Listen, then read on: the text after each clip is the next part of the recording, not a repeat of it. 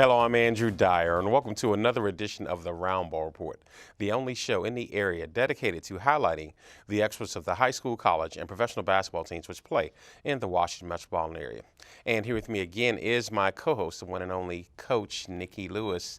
Nikki, welcome to 2020. Yes, 2020. Wow, yes, it is 20. And whether it's here. 1920, 1980. Or 2020, one thing that never changes is the life of a basketball official goes underappreciated. Yes, it does. Yes, it does. And we have a unique opportunity to get the inside perspective of a veteran, longtime college basketball official. Yes. NCAA basketball official Rodney Holland joins us here on the Roundball Report. Rodney, welcome. Welcome. Thank you for having me. Now, Rodney, so I had to learn this, and my son who played sports a lot of times, he said, wow. He said when he played at Bullis, he said they used to heckle the officials. He said, you know what? My dad officials, that guy might have a family. You put on that black and white stripe and people don't think that you're a human being. That's absolutely correct. It's funny, as an official, we're right 50% of the time in that gym. One team's going to be happy with you, the other's going to be mad. Right. However, like you just said, we are people just like everybody else. Right. We have full-time jobs because unlike guys that you see in the NBA, Right. that is their job in the NBA. At the college level, at the high school level, and at the boys in the CYO level, we have to take care of our jobs first. Right. Then we have to be blessed enough to get off of work to go to the games and then do the game. So when you get to a gym, the day that you had before you got to that gym will affect everything else. Right. And it's funny, people don't understand. They think that we're, as you said, machines, right? We're not supposed to miss anything, and we're supposed to be on point. We try. No official goes into a game trying to say, your team's gonna win and your team's gonna lose. Right. Right. Despite what mom and dad will have to say. Right. And talk about the all the work that goes into it. Yes, with the exception of the NBA level, it's a part-time job. But at the high school level, the same guys that are working little kids games are working high school games. They have to go through an extensive training program to get certified to become a legitimate official to work these games. So when I started X amount of years ago, I came through, and I'm still part of Board 134 that you're part of as well. To get involved in it, first of all, you have to take a test. Right. And you have to go through the class, which is about 10 sessions, at least 10 sessions, because you have to go through every rule. Then after you go through every rule, you have to turn around and do your floor mechanics. The floor mechanics consist of getting in the proper position and then knowing when, trying to learn when and not to blow that whistle. Right. And it's an educational process because I coached for years before I picked up the whistle. And once I got into the class, I said, oh, that's why the official was looking at me that way. Because you think you know, but you like to say you don't know and you never will until you take the class. Until you take the class, exactly. You take the class and everything that you thought you knew, surprise. Right. I've had guys who have played Division I basketball. And when they go through the class, they go, I never knew that. Right. That's a rule? I always thought that you could do that. And it's like, come on, man. And one of the favorite things that I just happen to be one of the guys who helps train guys now at the higher level, at the NC2A level and at the high school level. So I get to say, guys, what does the rule book say? And they go inside the rule book and they go, this isn't right. It's in the book. And my favorite answer is, what's the book say?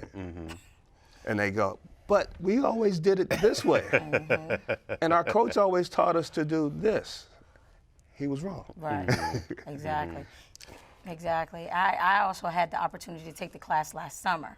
So it was right before my AAU season started.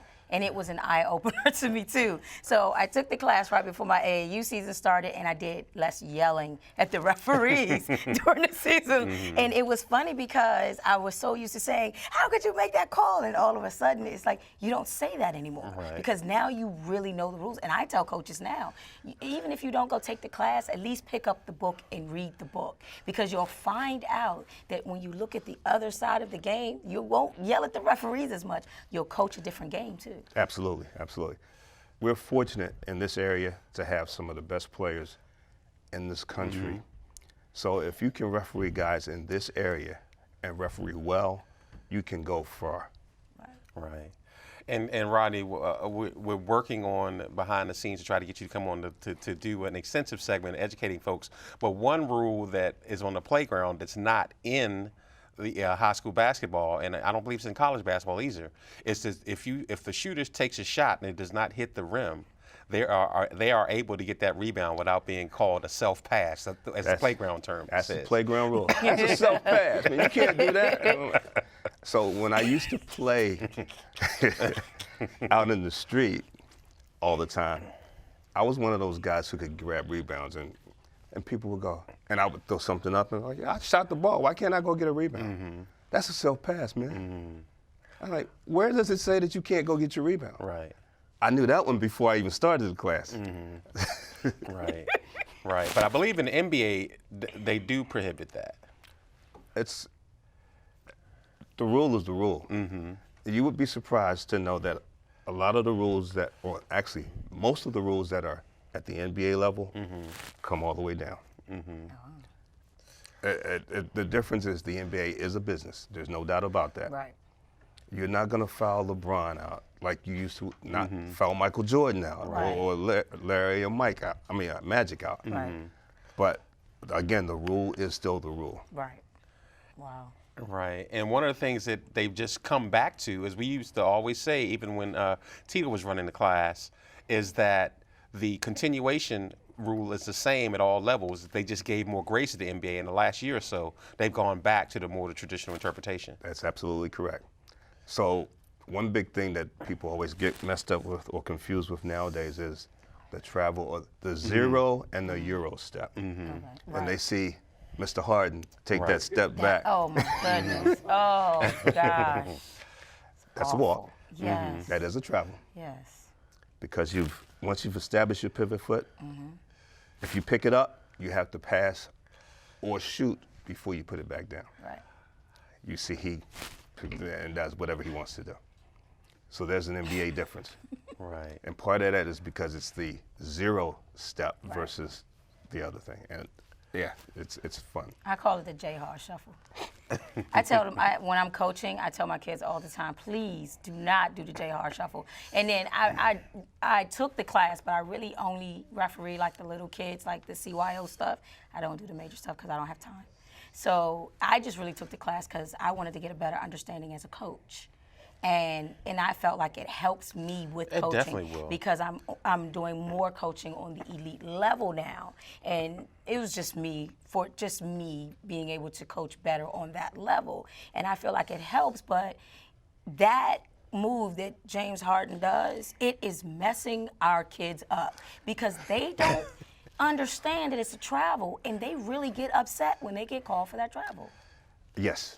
Absolutely. It is destroying the game. I can't argue with that. Not only do the kids get upset, the coaches, the fans get upset. They like, do. I just saw that the other night. Yes. Yeah, you saw it, but it wasn't called, and it should have been called. Yes. NBA is really messing up our kids. It really is. And that's an important point because everything that people see, they emulate, it comes down.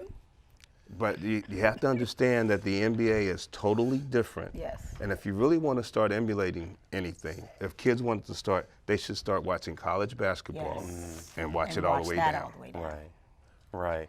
And Rodney, another thing that used to be a pet peeve of mine when I was a coach that I learned to kind of appreciate a little bit more once I became an official was that there'll be a call where everybody in the gym saw it except the official who was assigned to do it.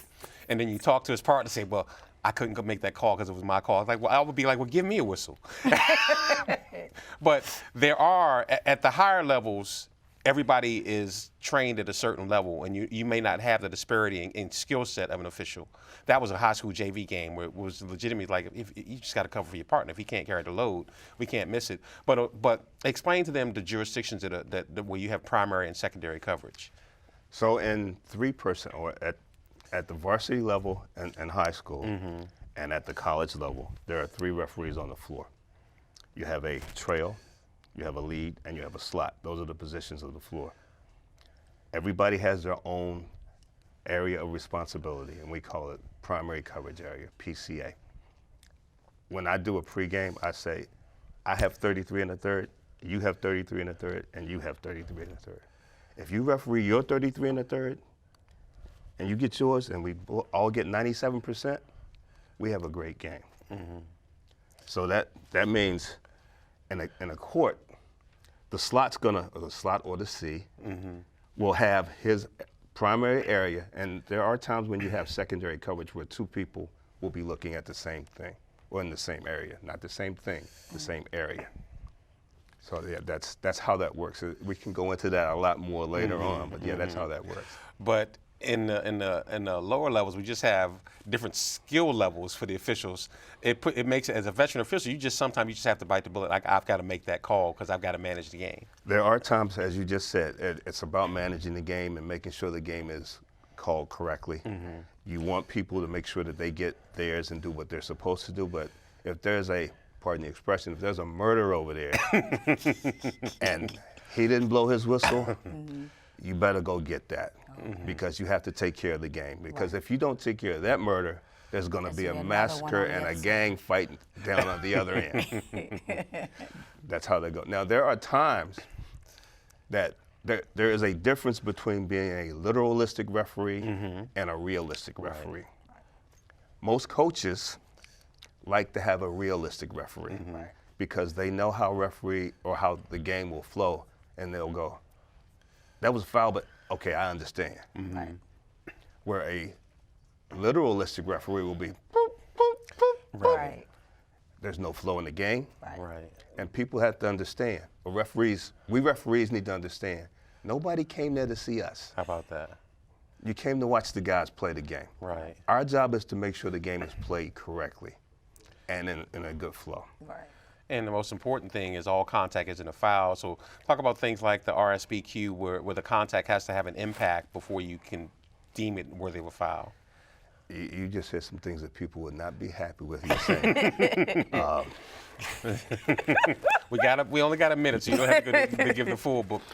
Basketball is a contact sport. There is contact in basketball. I didn't say collision. I said contact. Anytime it affects R, rhythm, B, balance, S, speed, and Q, quickness, there needs to be a foul called. Not only that, so all that goes along with displacement. I was talking to a high school coach a couple days ago. His guys were boxing out, and in the old days they would say, box and back him out. That's a foul. And he was like, that's not a foul. I said, Coach, you cannot displace anybody. Once they have that position, you have to leave them there. I said, just have you guys be strong. So he was like, gee, nobody ever told me that. We used to always do that. No more. Well, Rodney, that just gives them a taste of the life of a basketball official. Hopefully, we work out some things behind the scenes. So we get a little more detailed on a regular basis. Well, thanks a lot. Thank you. Great work. Thank you.